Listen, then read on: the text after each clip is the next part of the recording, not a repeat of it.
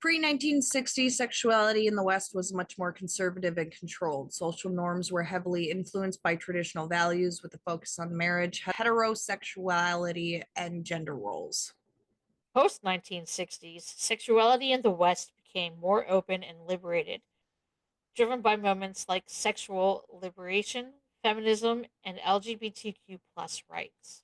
I'm Laura, I'm Jesse. I'm the Jericho. and this is Reconfiguring Reality.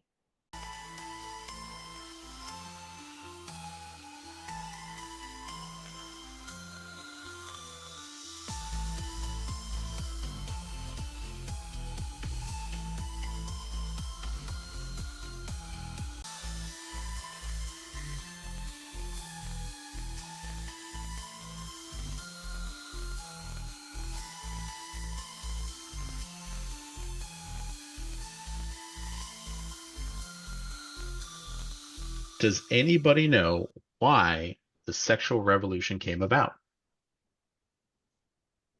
I'm guessing it was something to do with sex and gender.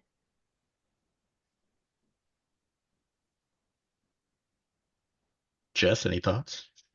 From my understanding, it was women wanted the same equality as men do because a man could sleep with whoever they wanted, and it was a high five. A woman doesn't; she's untouchable. What do you mean by untouchable?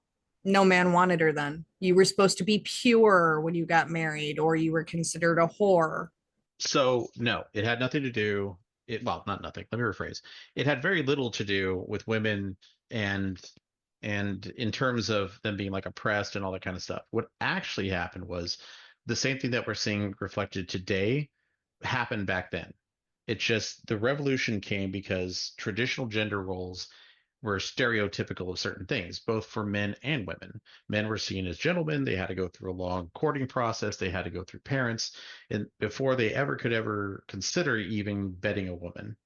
It had nothing to do with men just being able to sleep around because men couldn't sleep around. Men were considered to be whores just as much as women were for doing the same thing. Now, despite that being the case, as time and history told us, plenty of men and women had no problem being promiscuous. But there was one true defining factor between the sexes that actually caused the imperative breakdown, and that was men could have sex relatively safe with as many people as they wanted to, using traditional protection, using other methods, not completing, full orgasmic release, things like that. There was ways that they could avoid having the responsibility of having children out of wedlock. Women, on the other hand, could not. There was no way for a woman to stop a man or the process of what was happening once it was done. Very few things could be attempted safely that would prevent a woman from unfortunately becoming pregnant and then having to deal with the consequences of that. Because abortions back then were not just a simple process, and it wasn't nearly as safe as it is or accessible as it is today. The stigma of having an abortion came twofold, right? With the higher concentration of people, religious people especially, that's where that naysaying and frowned upon and you're a whore came into effect, not so much just because a woman is having sex, because women throughout history have used their feminine wiles and with garnering actually much attention in a positive light. However, it's the invention, adoption, and the ability that was made readily available for contraceptive outside of normal means, i.e., birth control pills. Women now have the ability to have birth control and allowed them to have multiple partners without the risk of being pregnant. Although it didn't do much to stem the tide of STDs, it did allow them to be more sexually open without the risk of being, you know, pregnant and all that's associated with that, because those things could be life threatening instances, not just a matter of, I want to have sex. That was one of the biggest catalysts for that movement. Now, the other ones we've already touched upon, but that was the biggest defining factor was a woman's ability um, to adopt the widespread use of birth control in the 60s, allowing for uh, that sexual revolution to really move forward. Okay, Jess, what were you saying before the podcast? About what? About how even nowadays a woman doesn't have the same equality where a man could walk out without a shirt on and stuff like that, and no one catcalls him or anything like that. But a woman walks out in a pair of short shorts and a tank top, and guys think they have every right to catcall him. So when you say guys, that's a pretty sexist, broad statement, right? Like, Men, then, boys, the well, I mean, male gender. but that's just it. The male gender doesn't believe that. That ideology is old. How many times have you been catcalled? Plenty of times. Oh, how many? Plenty is not a number.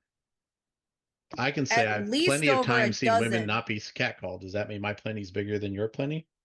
It also depends on the person, Right. because I don't feel comfortable being able to walk out in a shorts and a tank top.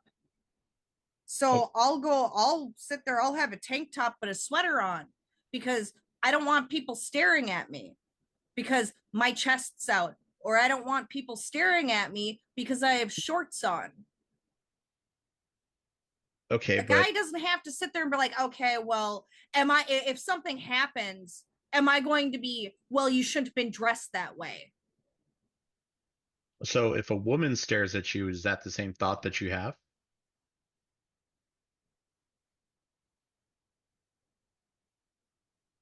See, this is where the hypocrisy of those statements comes in.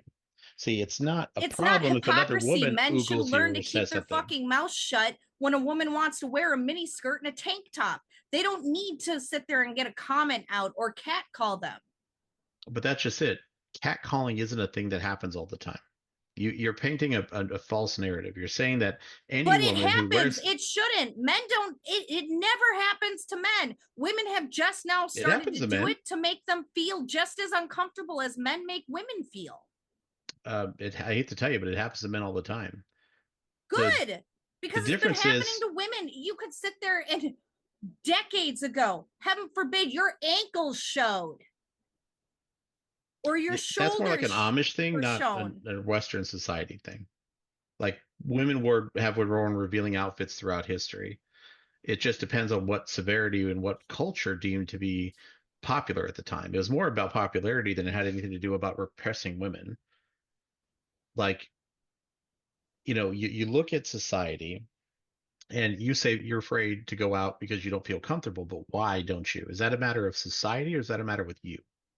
It's a matter Because with society. plenty of women walk around wearing very little or scantily clad, and I choose none of them not seem to, to have a because problem with sooner it. or later I'm going to get an assault charge.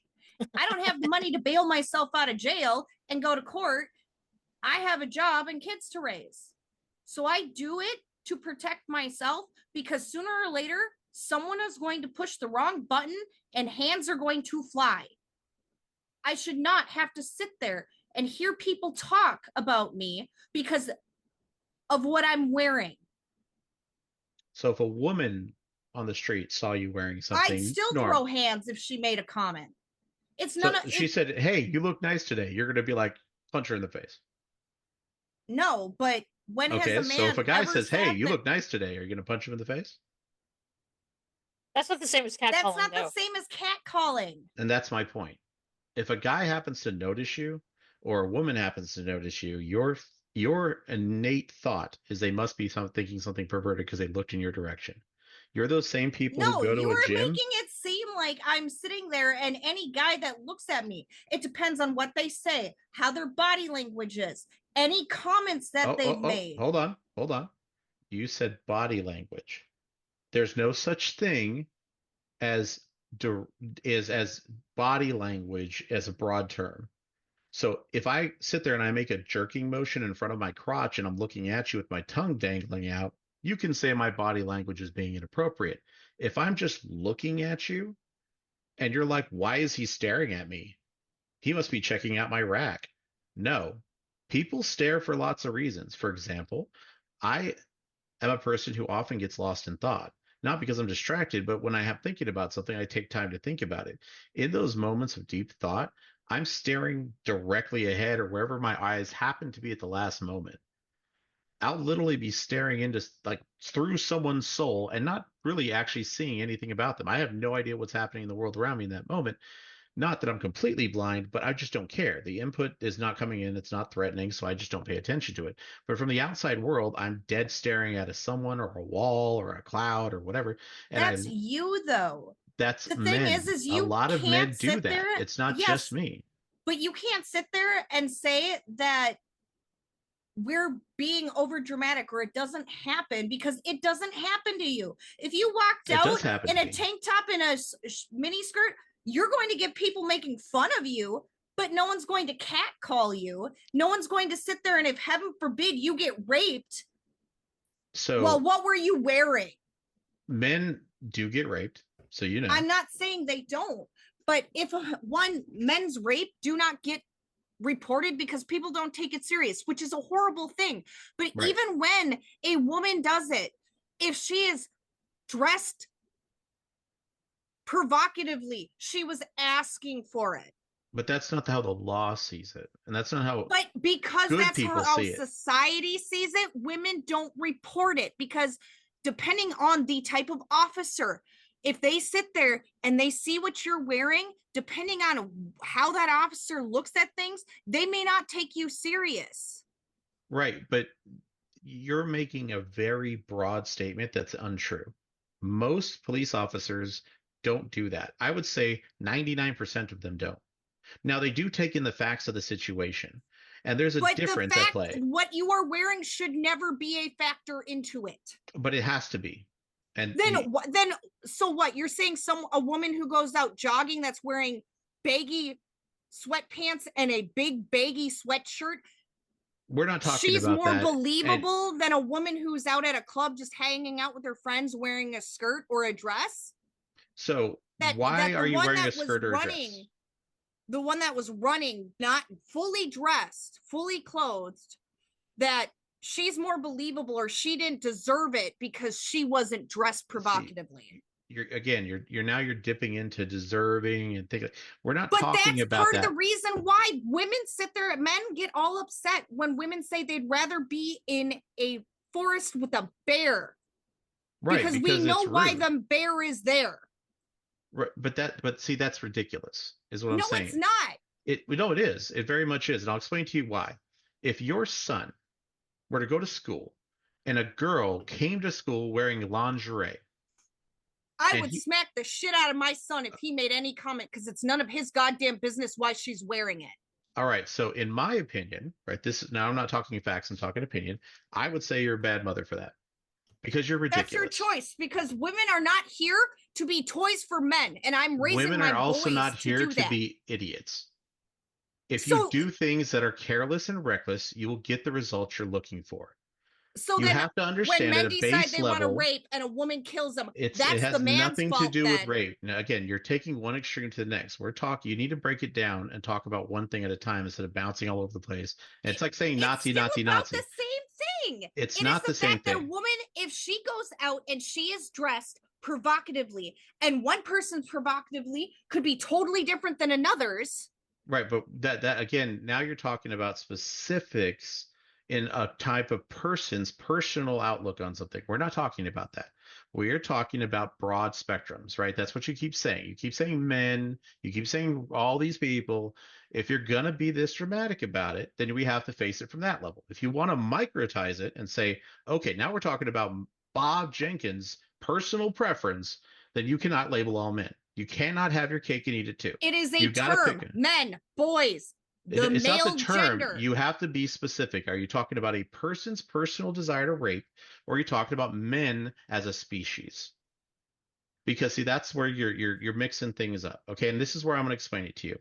If I walk out of my house and I wear a hard hat and a safety vest and a tool belt, and I wear steel-toed boots, and I've got cargo pants on, not camo ones, but like work ones with tools hanging out of them, and I walk up to you, what do you think my job is? It depends, because am I mailman? I would think that you're a construction worker of some sort. So there's no ridiculousness. There's no, oh my God, women must be so stupid to assume that I'm not a telemarketer. I can't say these things because it's ridiculous. This is the point that you don't seem to understand. If you dress like you're going out to the club, but your actual job is to go and teach students, you should not be dressed that way. What teacher goes and looks like a whore? Great question. because of the LGBTQ plus movement, not blaming them, but a lot of people have become over sexualized in the expression of themselves. Like there was the man who decided to identify as a woman. He said, I'm now Mrs. So and so. I'm not going to put his name out there because I don't want him doxxed or any of that nonsense. He decided to wear a huge, overly, I would say, in my opinion, again, we're not talking about facts now, in my opinion, comically sized false breasts. They were grotesque to most people. They had enlarged nipples, all these sort of things with just hanging out in front of young, impressionable children. Now, is it to say that wearing that in their own home or with their friends or their neighbors or even around their neighborhood is inappropriate? That's a judgment call for each person. That's an opinion call. But in the classification of a teacher, their job is to impart knowledge, not to feel sexy, to express themselves. Keep your fucking expression to yourself at home. It's a difference between taking some modest things and saying, I'm part of the LGBT community, so I'm going to have a gender flag on my purse. I'm going to have a pin or some earrings with my pride flag or my pan flag or whatever. That's fine, right? Because then that's a small bit of self-expression. You're not being idolized. You're not telling you can't express it, but it's reasonable. If I just happen to love the female, genitalia and I want to wear a giant vulva picture on my chest, should I be allowed to just walk around with that? Well, it's freedom of expression. It's me saying how much I love the punani. No, it's ridiculous. And this is what I'm talking about with you. You're saying a woman should be able to just let her tits hang out and walk around. You're a fucking idiot if you think that. No, I think what No, she's I saying. didn't say that What she should she's have saying. her tits hanging out. What she's saying is women should be able to wear what they feel comfortable wearing in public without feeling like blame is being put on them for somebody else's action. Right, but that's not what happens. And that's what I'm saying. I'm not saying it never happens, but in the false narrative she's painting, she's saying acting like every single guy just cannot resist himself and is just going to oogle, I ogle, say and men catcall. because you just sat there and said it's a general term. I can't sit there and give out names. I mean, I could probably pull up a list of sex offenders. You could say some men. You could say there have been men, but you could not use terms like men. That's like me saying women are stupid. And then you go, what? Every woman listening to the podcast ears just perked up. But if I say, because what's going to happen? Are they going to assume I'm going, well, it's just a term, guys. It just means lots of women. It doesn't mean everyone. No, they're going to exactly take that stance. And you know that. You're not stupid. I know that. When you're saying that, it's because you have a personal bias against men and you're letting it out. You've had a bad experience, so you're letting your trauma dictate your words instead of your intellect doing it. It's multiple. Right, but that has more to do with the culture, environment, and choices you've made, not every man to blame because somebody treated you bad. I'm sorry you've had a rough life. I'm sorry bad things happened to you. They happened to me too. I was sexually assaulted. I was abused. I was kidnapped. I had a lot of fucked up shit. My whole life could paint stories that put you in tears. But my trauma is not everyone's problem. And neither is every woman's trauma. And the fact of the matter is you've all been sold this narrative for a long time that men are these lumbering creatures ready to rape you at any given moment.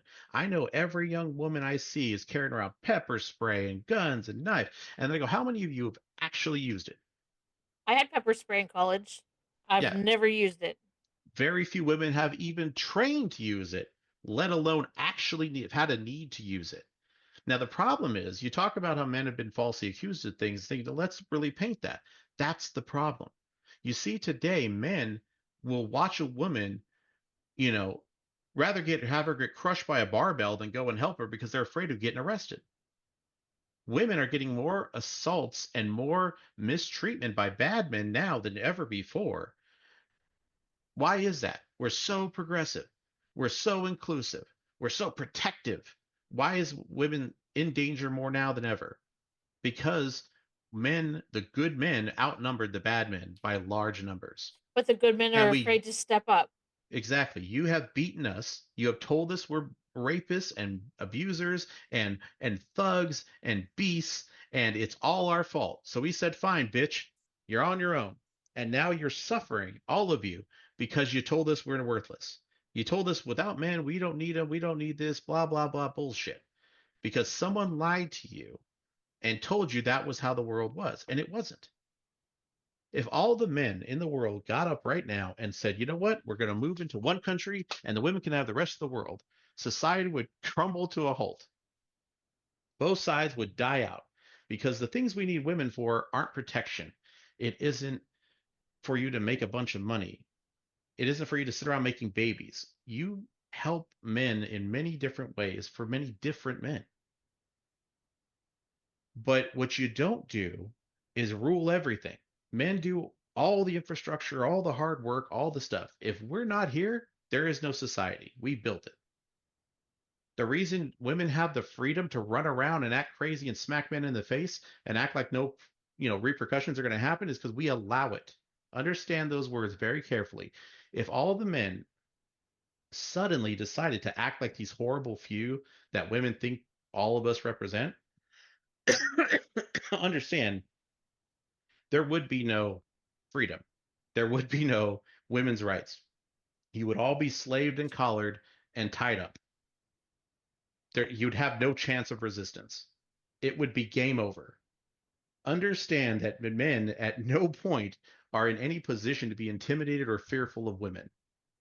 It's like a lion with a chihuahua yapping at it all the time. At no point are they like, oh man, these chihuahuas are going to rise up. No one cares.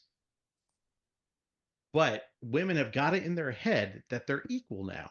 And I don't mean equal like equal pay and equal rights and equal to live and have intelligence and all that. No. I'm talking about they really think that they can do anything a man can do, that it's one for one.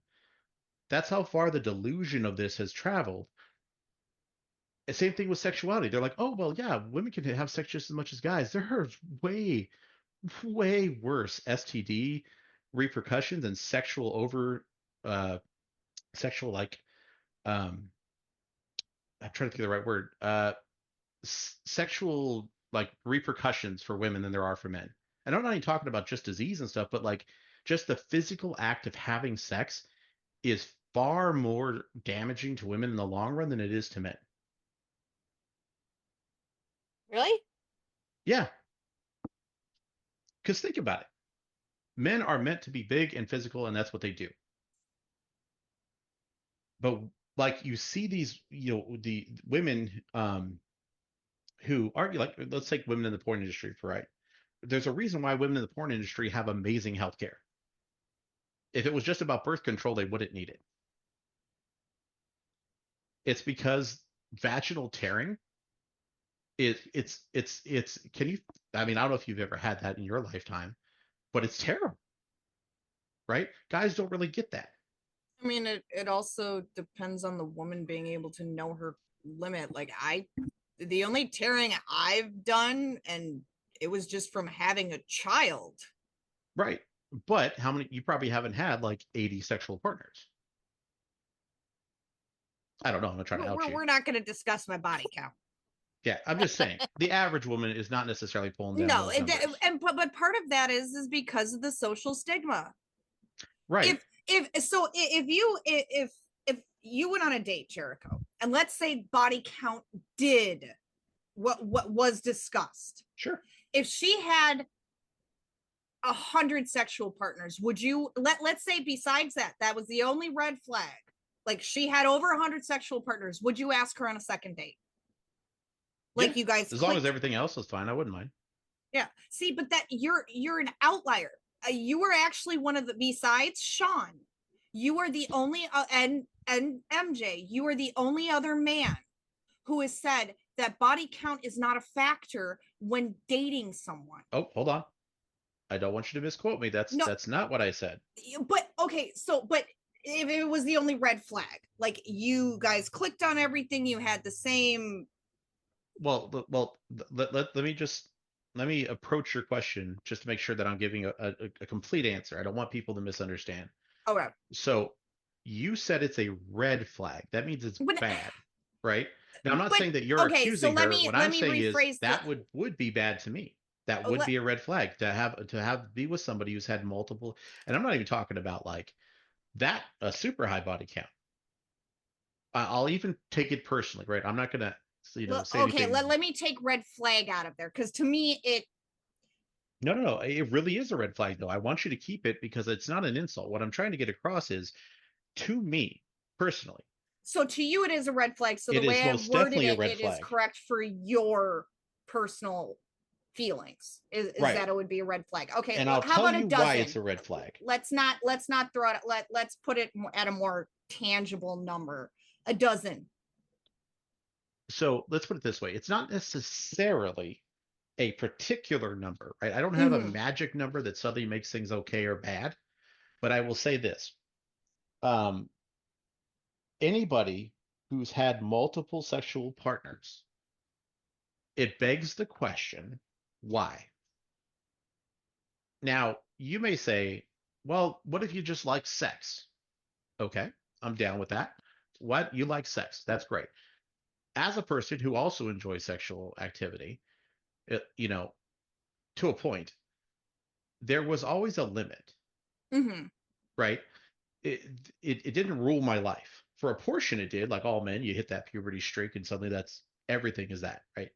But that kind of goes back into something we talked about earlier, but I'll circle around to that later.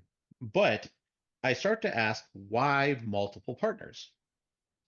If it's only the desire of, well, I wanted to taste the rainbow. Okay, well, I hate to break it to you, that does indeed make you a whore, and it questions the way your mind works. Now, Because if we're going to be in a relationship together, how do I know you're going to be faithful? How do I know? Now, it doesn't mean that you're going to cheat on me necessarily just because you had sex with somebody else, but it does say this, that you have risk sex with multiple people and all the repercussions like pregnancy, STDs, all the things that can come of it. And you were willing to do that over and over and over for the pursuit of, I wonder what Tuesday felt like.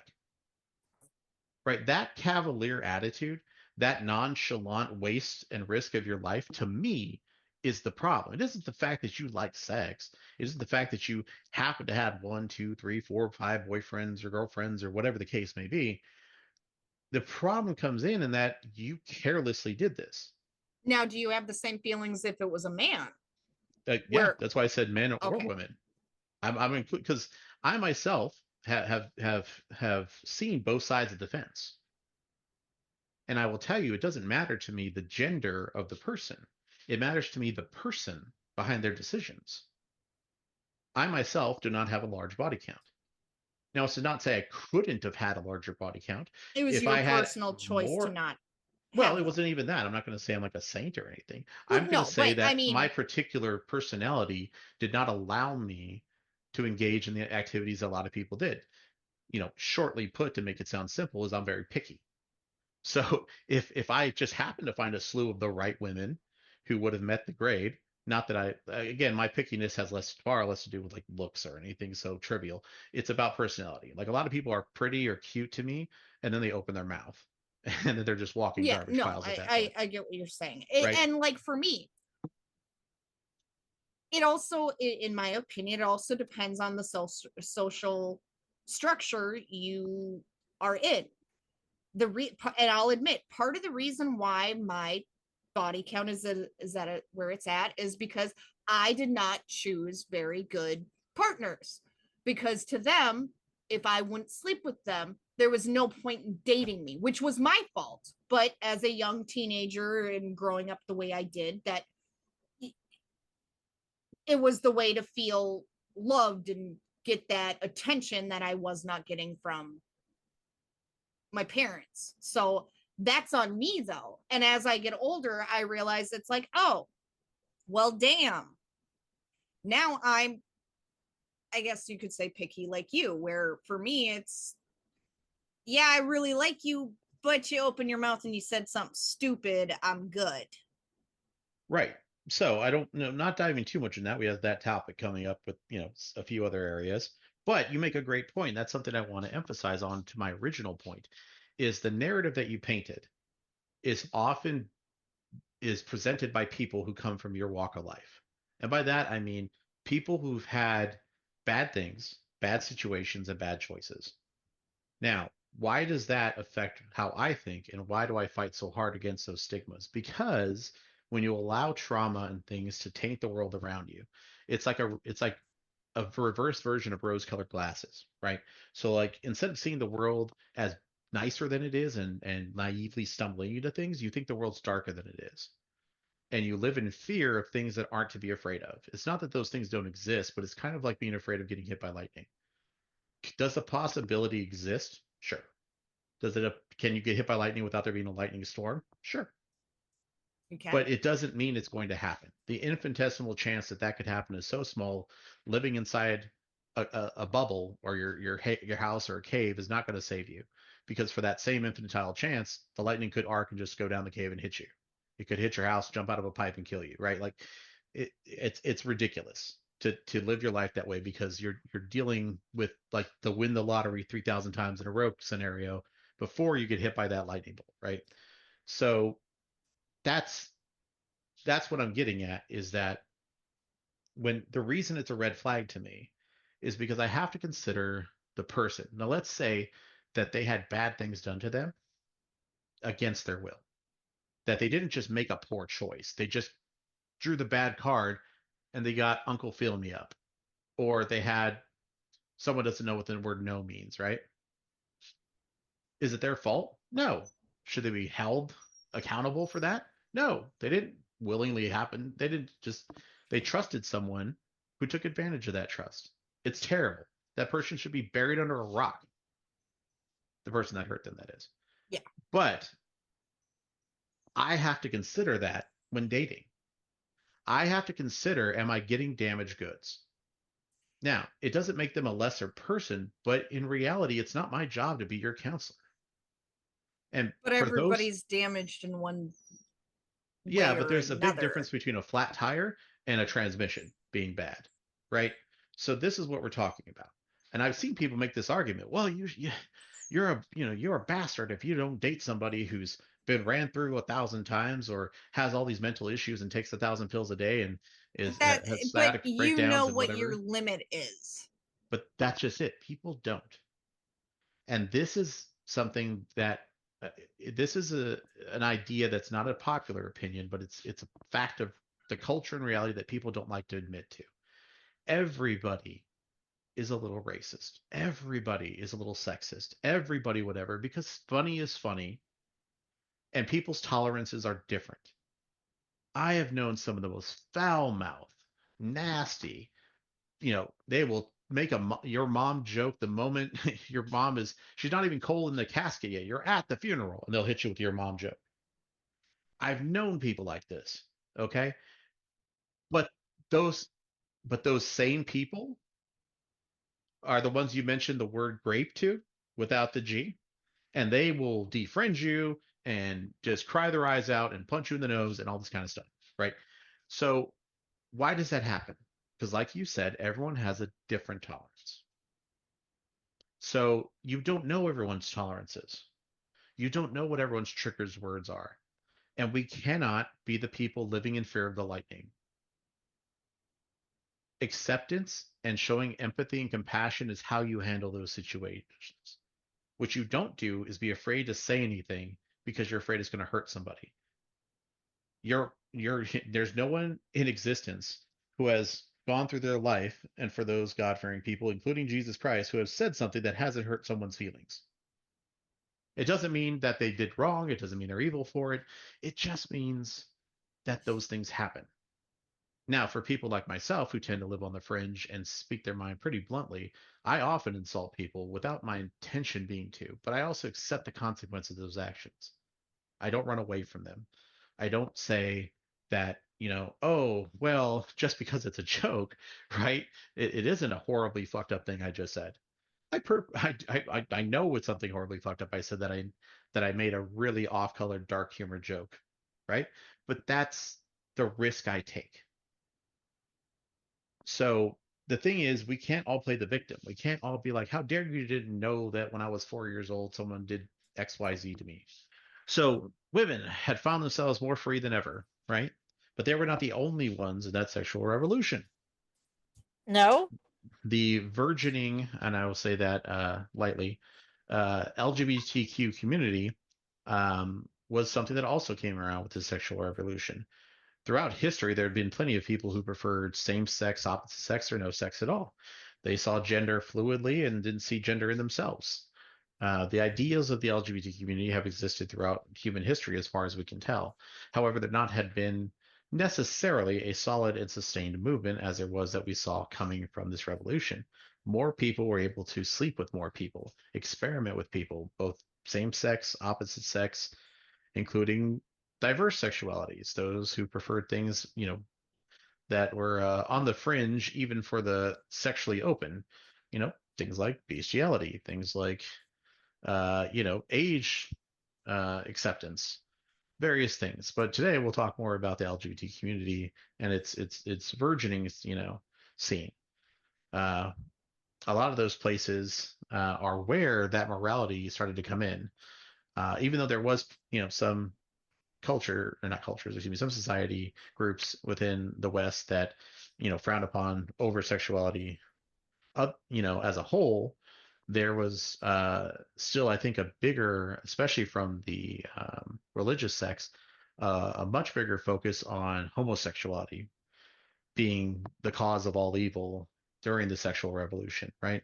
I heard very little about women's oppression comparatively to, you know, the gay agenda causing strife and panic, and it did not help that during the sexual revolution, it, you know, saw the rise of things like AIDS and HIV, Mhm. right? That only further condemned their acts as, against God or whatever religious group they happen to belong to, right? Blue.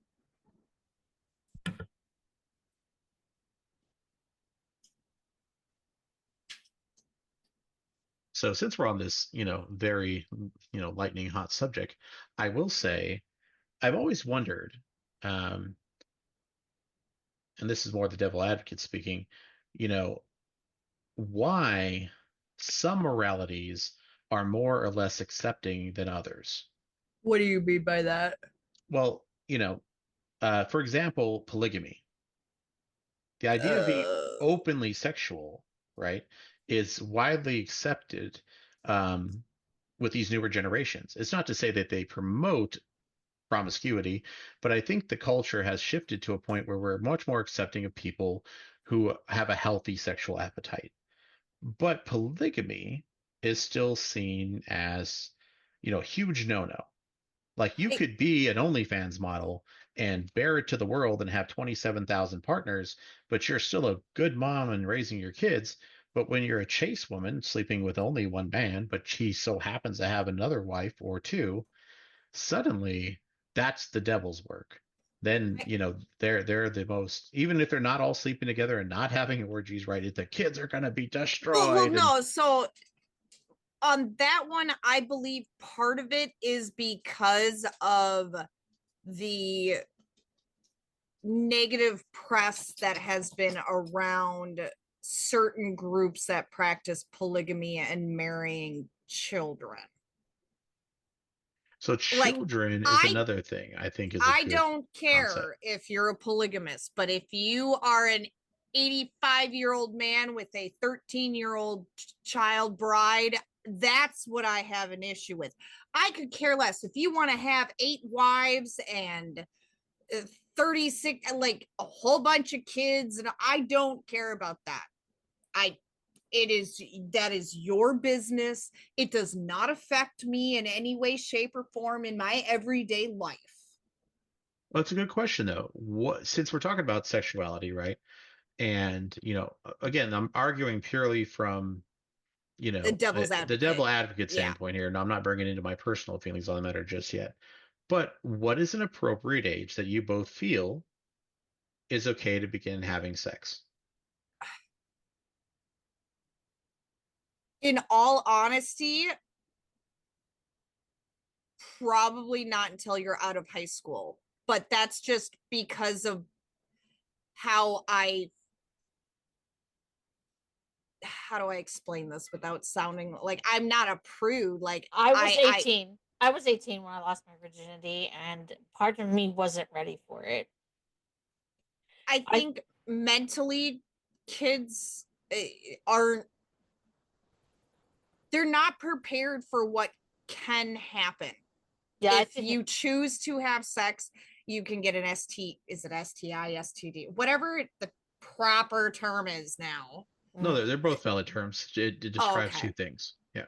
So and then you got all of a sudden like you're sitting there and you have shows like Teen Mom, which to me glorify teen pregnancy, which, no offense, you were a child, you were supposed to get an education and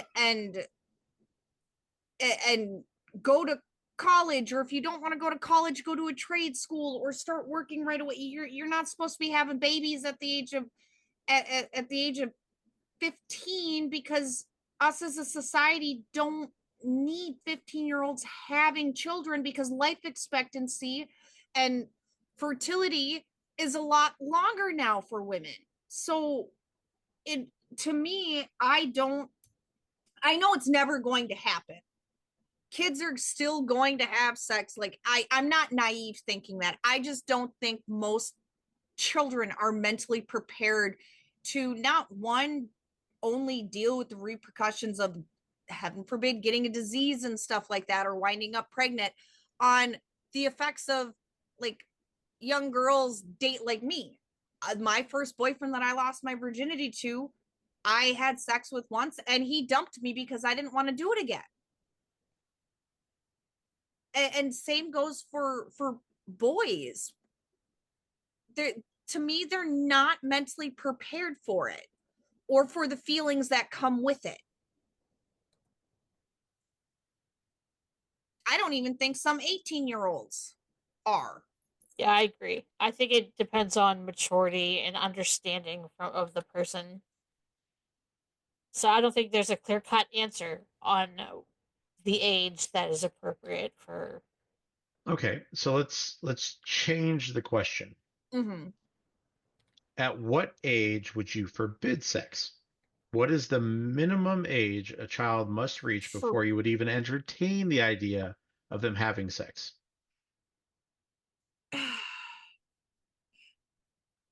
Can you please rephrase the question from forbidding, because it, I have Well, I a mean, you're feel. the parent, right? They're your kids. Because they're not See, asking you to make a judgment on someone else's kids. We're going to make it okay, personal. so for my kids, Mhm. and I've already discussed it with their father, we are not naive to sit there and forbid them from having sex, but I would like them to wait. I would prefer them to wait until they are out of high school. I know that's not going to happen, so I will do everything in my power to make sure that there is not a little child running around that I'm going to wind up taking care of. But I would never forbid it, because I'm not naive enough to think my child would listen. Okay. So, I would prefer them to wait till at least after high school, but I know that's probably not going to happen. okay. So, would you encourage or discourage them having sex if they came to you and said at the age of, I don't know, 8? Oh God, no! I would. Mm-mm. Okay, but why not? If they came to you and let's say they were mature for their age and they said, I've thought about it. I think I've heard a lot of great things about this sex stuff and I want to do it. You could sit there and be as intellectually mature as like someone like frickin' Sheldon Cooper from the Big Bang, or from whatever that stupid show is when he's a kid, and I would still lock my child in a room because they are 8. And I no, Okay. because they are 8, their brain does not comprehend the consequences that could happen. I mean, according to, studies, the human brain doesn't finish developing until you're in your mid 20s. Yeah, Correct. no, I know that. It's just Right, but that plays a if factor you into now it. see, if you would have said like 13, 14, it's a little different. to me, because they are becoming more mature mentally, where I could sit down and have a conversation and be like, look, these are the consequences that could happen, and have a discussion. I would try my best to deter them, but I also would like that open door policy, to the point where if they were being like, hey mom, I'm going to sit there, and me and my girlfriend have both discussed it, we both want to have sex, I'm not going to be able to stop them. I'm not going to lock him in his room and ground him and only make him go to school, because then they're just going to find other ways to do it. I'd rather them be safe than anything. I probably would call the girl's mother and father and discuss it with them and let them know. But then Okay. I would worry, depending on the girl and the parents, if I knew anything about them, what could happen to her. If that, it's a lot of factors that would go into it. It's a case by case basis for me, I guess. I would Okay. deter my child at all costs, but if he's going to do it, he's going to do it, and I'd rather him do it safe than. Okay, but how would you know he would do it safe? I think I would put them to a test. Be like, Okay. if you're able to go in and buy condoms without getting embarrassed about it, then you're mature enough Oh to hell, I still get Okay. embarrassed going and buying feminine well then products. well It Okay. like I discussed it with the boy's father, and we both agreed that if they didn't tell us but we found out, we would make sure they knew, hey, can I borrow 20? I would do it where, like, you want to do it, you have to go and buy it. But I used to have the, oh well, I'll always make sure there's like a nice stock of condoms for my kid. Now I'm like, as the youngest is getting closer and closer and closer to that, I'm like, mm-mm, mm-mm, mm-mm. It's like reality is slapping me in the face now, and I'm just like, I have a soon to be preteen. I don't know what to do now, but at least I'm realizing it now and can kind of, because they, what was it, they had sex ed in elementary school, because I remember having to sign the form, and I made my youngest do it for both genders. I approved it for both, because I'm like, well, you're gonna learn what girls have to go through too now. right. Okay. Well, let's look at this then. Let's say your children, both of yours, right? Um, they've met your criteria. Let's say they're about 13, 14, Okay. and they've met the person that they swear is the love of their life, right? Okay. And they've gone on dates. They've don't have wandering eyes. They've been able to go and get contraceptive through the school or through the store or whatever it is that meets the grade. Let's even say they're holding down part-time jobs Uh-huh. and working as part-time students, right? That's how they met. Okay. So they decide to engage in sexual activity. You guys approve. So how long will you allow this to go? It's since you've approved, is it an open buffet? If Well, they decide to I have wish different she would sexual have said partners, that they found the love of their life, because I would have a nice long discussion on. well, you can take that out of the equation if it makes it easier for Okay. you. But you No, know, I would have the conversation with them about how you don't just sleep around with anyone, but why not? because, well, one, because learning from experience as a teenager myself, you're not, it doesn't, how do I put it? If you're feeling empty and that's part of the reason why you're jumping from person to person to person, it's not going to fill that void. If you think that person is the love of your life, you're 13, 14, you don't know what Okay. yeah, I don't know So how if to you word think it. they're making a mistake, you would be hesitant to agree to that. But what if they just say, "I just like having sex, and Johnny's dick was great, but I want Sam's." Sam's on the football team. He's more athletic. I think it'd be more fun. So would you have an objection? Yes, but just because I object doesn't mean they're going to listen. Right. So you're going to allow it to continue, right? What about you, Lorelai? How about you? I Do mean, you how do you stop it though? Like, do you? plenty of ways, but I'm not passing judgment again. I'm No, asking it's just you because I'm gathering information to get to several points, but um, since this is talk about sexuality in the West and how it's viewed, I'm taking it from two people from two different walks of life with two different Uh-huh. sets of experiences. One with a more sheltered existence, one with a harder to knox life system, right? uh-huh. So both of you kind of are in the same ballpark, right? So this is a reflection of cultural views. We have our personal views, as you've stated through the conversation. What points Laura feels or what points you feel would be like trigger warnings or red flags or things that where you feel like, whoa, hold on, I got to intervene here. So if let's take multiple partners out of the equation. So they just have one person they plan to be with for their whole life, and that's what they want to do, right? Mm-hmm. Okay, we're going to go with this topic for a second. Now, what if they were 14, right? Your your Okay. your your child is 14, but they wanted to sleep with a 16-year-old. Would you be okay with that? You're assuming we're okay with the 14-year-old having sex at all. Well, we've already established that there is a scenario in which you would be okay with it. Not necessarily Not endorsing it or okay. happy Yeah, about it, but that you would not you're call the not naive cops. enough to You're think not it's trying not to going to punch happen. people or assault people. You're Yeah. allowing it to happen because you feel like it's going to happen whether or not. So at least let's do it in these safe, parameters, right? So Okay. again, under the guise that you're allowing this to happen, how about the It 16-year-old? Does the age gap of 2 years matter at that point? at that. How do I explain this? 14 to 16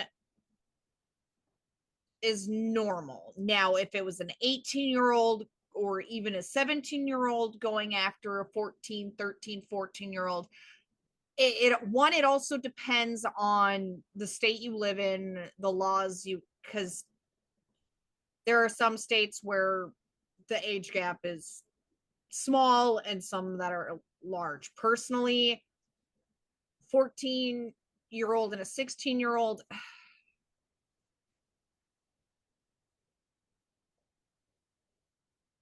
I So I guess I let's really No, no, say, no, don't. no. Don't. Okay. No, don't let's say anything, Jericho, because I have one. oh, okay, please do, please. What's yours? Well, first, if you're okay with the 14 and the 16-year-old, right? Hmm. All Yeah. right. We're okay with our 14-year-old and the 16-year-old getting it on. What I happens really in wish you didn't say what that way. ha- what happens in 2 years when the 14-year-old is now 16 and the 16-year-old is now 18? Are you okay with that? Now, have they been in a committed relationship? It's not 1 week they're together, the next Does it week they're. It does does it matter. To me, it does because of the fact if they are in a committed, they both have good grades, blah, blah, blah, blah, blah, blah. If it's not one of those 1 month they're on, 1 month they're off, no, because if they are in a committed relationship for those 2 full years, and there is nothing against the law saying that an 18-year-old can be with a 16-year-old, then I see no issue with it. Well, just to clarify, minors having sex with minors is already against the law. In no state is it legal for this to happen. There is states of consent where parents can write off on things, Mm-hmm. but with children having sex with children is not one of those things. huh? The age of consent is not the same thing as two young people can have sex. It's the as someone who is an adult can have sex with that child, and that consent is given that they're reached appropriateness. Ugh. There are certain laws that come into place that make it really weird that you could have a state with an age of consent that's like, let's say 16. That doesn't mean 16-year-olds can have sex with each other just willy-nilly. They're still under the directive and guidance of their parents. And depending on the situation, certain things can happen. For Wait, so example, you're telling me that if, let's say, they were both 16 and one family had an issue, they could technically press charges against the other 16-year-old? Yes. correct. Oh, okay. I So there's also like the misunderstood. Romeo and Juliet law, right? There's places that have laws like that. I'll give you an example. I knew a man back in California. People knew back in the day, California had such a law that if you were in a relationship and you were like a year apart, it wasn't that big of a deal. You could be Hmm. protected. However, that is assuming the parents did nothing about it. Mm-hmm. So this guy and this girl were together. The mother of the young girl who was 17, he was 18, did not like him, did not approve. So they got into a heated argument one day. She went to local sheriffs, and despite the relationship, despite her daughter never recanting her statement that they've been in a loving relationship, he never did anything wrong, her mother pressed charges of sexual assault. She was a minor in her care. He was permanently put on the sexual registers list and has to identify as a pedophile and let people know that he is a sex offender. So she literally destroyed this kid's whole entire life because she didn't like him dating her daughter. Yes, they and I will even say this. They went on to get married and have kids of their own when she turned 18. And he still to the for that 5 years or whatever his sentence However was after long it that is in had to that walk state. around with children and his wife and explain that he was a sexual predator. Yeah, that sucks. Okay, That's so ridiculous. Please tell me they cut that mother out of their lives after she turned 18. I honestly don't know. I Oh, didn't okay. care. He wasn't like a good friend of mine. He was kind of a coworker friend. Oh, And okay. people were like, "Well, how do you know the story was true?" I had friends who were in the sheriff's department. They let me know, but Yeah. it's because I don't believe anybody with anything half the time. Anyway, my point is to asking this, and Laura kind of jumped into that point, being the smart squirrel that she is we talked about polygamy, right? Well, what about pedophiles? Now, I'm not rooting for Oh. pedophiles. I don't like pedophiles, right? I want to make that very clear. I'm not, condemning or endorsing them at this moment. I'm again arguing for the point of devil advocate and logical reasoning. So if a child of 14 decided that they wanted to be with a 18-year-old, some people would have a problem, some people wouldn't. Now you said in a committed relationship. Well, what if your child of 14 who was mature, had extracurricular activities, was very smart, was, followed all the other rules, but wanted to be sexually active, decided to be sexually active with a 20-year-old? They felt confident and ready to make that action. Would you be okay with that? See, now this is where it gets tricky because that's a 6 year age gap. Right? All right. What if they were I have 40? an age gap of 5 years.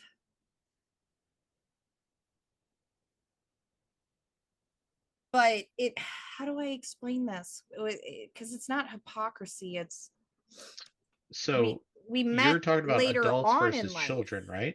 That's the argument. The older you get, the less an age gap matters, right? If you're Yeah, an so 80 My year this is old, why it's hard because I don't okay, want to sound like a hypocrite because there my is such a large age gap my between. largest age gap was 9 years. Oh, I I don't dated even want to talk somebody about my largest age 9 years younger than me. Okay, so when he was born, I was almost a teen. The so largest age gap I've had was I was 19 and they were 31. Right. But And to be fair, even at that age, to a point, it was in this particular instance, it depends on the person's motives. Because for me, in that was he got what he wanted from me and then moved on. yep. well, let's say it was like like to to reference pop culture. Let's say it's like a Twilight thing, right? He imprinted upon your young Oh child, God. or she imprinted upon your young child, right? They just said they're true. I'm not painting a person who goes No. around and targets children. For whatever reason, the stars aligned, and your 14-year-old child to this man or woman or them or they or whatever the So situation. so what you're saying is this 20-year-old has no history of having an age gap except for this one person. I mean, if that paints it better in your eyes, you can assume that the to sort of bring this back to full circle. The reason I've gotten to this topic, right, is to prove a simple point, and that is cultural bias exists. in the West, we all tend to think the same about certain things. So, how does it talk about our previous subject? Well, you talked about a woman should be allowed to dress how she wants. A woman should be allowed to go out and do what she wants. I'm not arguing that that's necessarily incorrect on a surface level, but you have to take the cultural mindset into things. If you behave a certain way or act a certain way, certain things will be thought about you regardless of your intention. Your intention is irrelevant in the eyes of the viewer. And that's what I'm really getting at is that you can't make blanket statements, you can't assume things, and you can't state that everyone's going to be either the same or going to be different. We're not all demons or we're not all devils. We're individuals. But in your individual actions and choices, they have perceptions and ramifications that are shaped by your culture, by your whatever you live in. So again, if a 20-year-old, 30-year-old, a 40-year-old wanted to date a 14-year-old, most people would have a huge problem with that. But when you think about it, how do you have a right to say anything?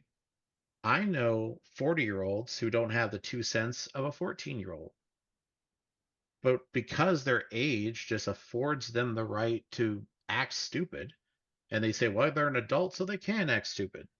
How does that make any sense? Stupidity and poor choices are stupidity and poor choices, regardless of what your perceived maturity or knowledge level is. If, for example, if I changed the scenario and said two 14s were year olds together and wanted to have sex, one of them had Benjamin Button's disease and had the body of a 43-year-old. They're both 13, but I guarantee people would have a problem with it. It would be just like people having a problem with my youngest, even though he is his age, he doesn't look it. Right. And the same thing goes with a woman wearing a provocative outfit. Should she be allowed to walk, should anyone, not just women, be allowed to walk down the street in an outfit they feel comfortable, an outfit they feel empowering, whether it be a dog mask or lingerie or just a pair of jeans and a t-shirt? Yes. In a perfect world where everybody had, the mind of Jesus and love and peace and serenity is all that is there. You're right, but we don't live in that world. We're never going to live in that world in this mortal world. There's a reason why a golden utopia has never existed. It's because by people's very nature, we're animals. Now, we're not slaves to our thoughts and desires, but we are influenced by them. So if a girl, young, old, or whatever age, she is found attracted by young men, or older men for that matter, it's not her fault. There's nothing to do wrong because she happens to want to wear a spaghetti strap top that day, or she decides to show her midriff. She shouldn't be ogled or treated to be felt uncomfortable. But you also have to understand that if you have a bunch of hormonally charged teenagers and you're going to show skin that they otherwise are not used to seeing, it's going to have effect on them that they can't control. They can control their actions. They cannot say nasty things, but you can't help but stare. People stare at anything that is unusual, provocative, or intriguing. If it's out of the norm or if it's something that seems interesting, humans by nature stare at it. It's the same reason why people slow down when they see an accident on the freeway. It's not because they enjoy death or destruction or the loss of life as a whole. It's I actually don't because do that. they have a morbid curiosity with death. They want to know what's going on. And even those who don't think that the worst has happened, they still have curiosity. And all the traffic slows down, right? So, this idea that everyone is a sexual predator or whatever just because they happen to stare at somebody whose ass is hanging out. I stare at a guy's ass hanging out because it's unusual. I don't stare and ogle at it, but it draws my attention because someone's ass should not be hanging out. The Mhm. culture we live in dictates that people just don't go around naked or stuff. And Lorelai will tell you, we'll be driving down the street, we'll see some dude with his pants halfway down his ass, like we're back in the fucking 90s again, and we both point it out and laugh at it because it's absurd. Now it's absurd to us. Culturally, the guy can do what he wants. No one's going to stop him on the street and say, "Hey, man, pull up your pants." But he But got some looks people will because the stop and choice of say that, but there might be, but society on the whole is not going to. yeah. And the truth is the same of women. You see what women wear when they work out. Now, it's very sexy. Very, even But many women that's like it's not also sexy. It's just what it is sexy. It's the only purpose of it is sexy. It's not But that's athletic because sex enhancing, it's not sells. whatever. Right, but it sells to women, not just men. And that's the part that I'm getting. Women can find ways to be beautiful without showing off their body in the way they do. If their physical attributes are the only way they can garner some sort of self-esteem, then they have more problems than the people staring at them. Well, like, so at a younger age, I decided not to. I'll wear a tank top. There are personal reasons why I don't wear shorts, and it's not because men catcall. But I'll wear a tank top. But a lot of times I'll wear a thinner, what are they called? Cam shawl, like it's not a sweater, but it's like knitted thin material over it. And it does not matter if it's 30 degrees out or 45 or 95. That's my personal choice. But Sure. when I met Sean, what caught his eye was the fact that he thought I was an old lady at first because of how I was dressed and how I had my hair up. She's like, man, look at that gilf. Well, no, he's just sitting there and he's like, oh, great. This is the person that they stuck me with, an old lady to close. And then like I must have like turned my head or something. And then he's like, oh, I misjudged this. But it also depends on what's happened and stuff. But like for me, I like wearing, I'm a small medium in shirts. I buy large in men's because I like having the baggier clothes. That's my personal opinion, but it does not sell. So part of the reason I have an issue with places like Victoria's Secret and stuff like that is not because, oh, men sit there and that's what they want. No, to me, and I'm going to word this and it's probably going to be a very unpopular opinion. Boys want their women to be stick figures and to look a very specific way. Men still need to find their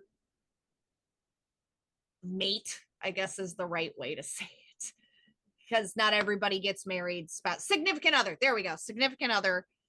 They don't base it solely on looks or a specific body type, where I'm hoping we can get like the younger generations to realize that looks fade, but a personality doesn't.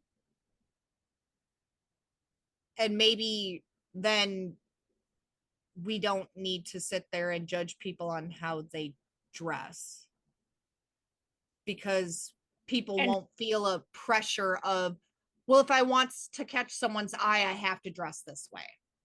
That's going to be it for today's podcast. Like, subscribe, follow, share, comment, get in on the conversation. What are your guys' thoughts on this? And we'll see you next time. Bye.